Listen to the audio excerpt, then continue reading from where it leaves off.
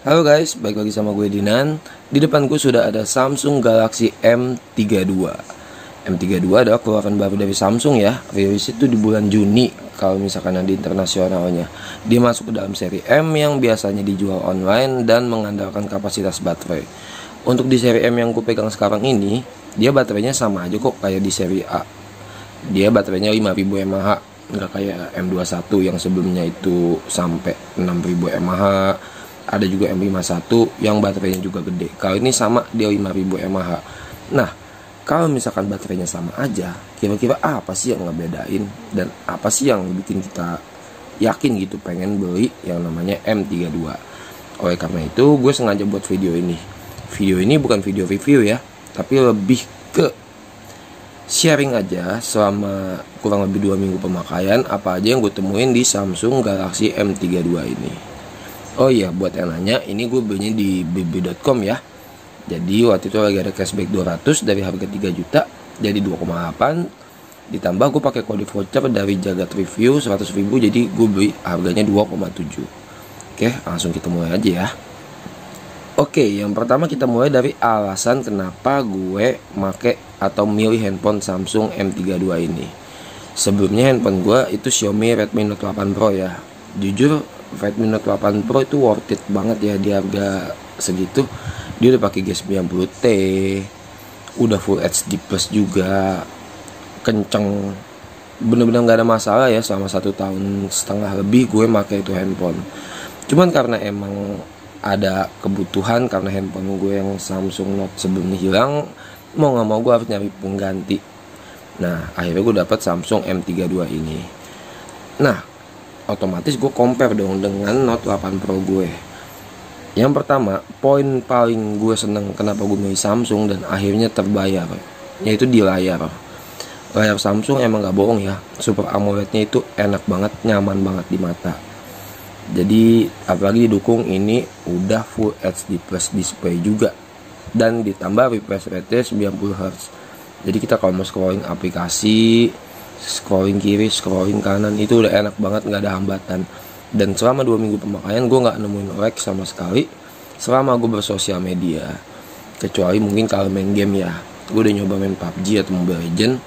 Mungkin kalau misalkan kita pakai settingan yang rendah atau yang nggak terlalu tinggi, itu masih works banget. Cuman kalau misalkan dia udah mulai panas atau kita mainnya kelamaan nggak tahu diri, itu kadang-kadang udah mulai berasa patah-patahnya. Itu yang pertama ya. Yang kedua, masalah baterai.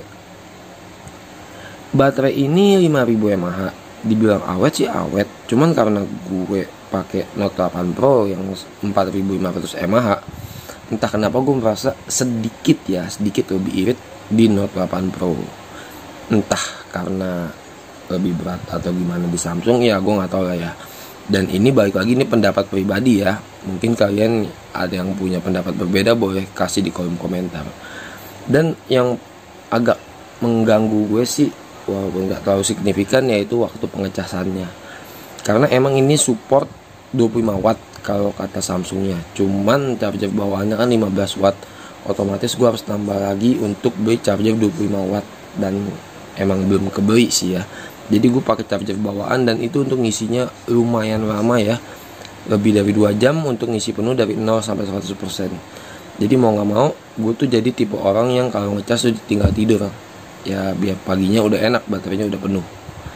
Ya dibilang irit sih emang, cuman pengisiannya aja yang kurang, bahkan nggak cepet kalau misalkan kita pakai charger bawaan. Nah, poin selanjutnya yang akan gue bahas adalah desain. Mungkin desain seri M berbeda ya dengan seri A ya. Mungkin terlihat lebih mewah di seri A, tapi lebih simpel di seri M. Karena seri M ini nggak ribet-ribet ya, yang penting di kotak tuh ditambahin tekstur garis-garis, dan kalau kena cahaya-cahaya gitu ada efek-efek warna merah, kuning, hijau kayak pelangi gitu. Tapi yang agak sedikit mengganggu lagi, memang banyak yang gangguin gue ya, yang agak sedikit mengganggu lagi adalah ini bahannya gampang banget terdetek atau meninggalkan sidik jari. Jadi kalau kalian punya handphone ini, kalau bisa segera ya kalian beli case-nya, karena kurang enak aja ya, handphone udah keren tapi sidik jarinya di mana-mana.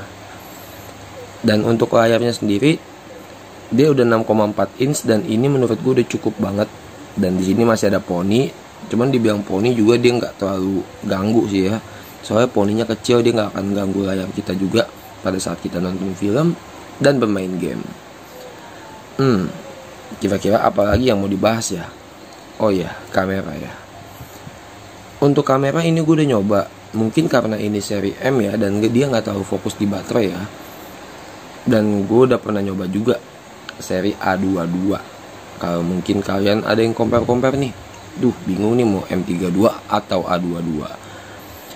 Sedikit pendapat dari gue ya, kalau misalkan kalian butuh di videonya, kalian ambil yang A22. Kenapa? Karena udah gue bandingin secara langsung, untuk A22 dan M32 ini videonya jauh lebih stabil di A22.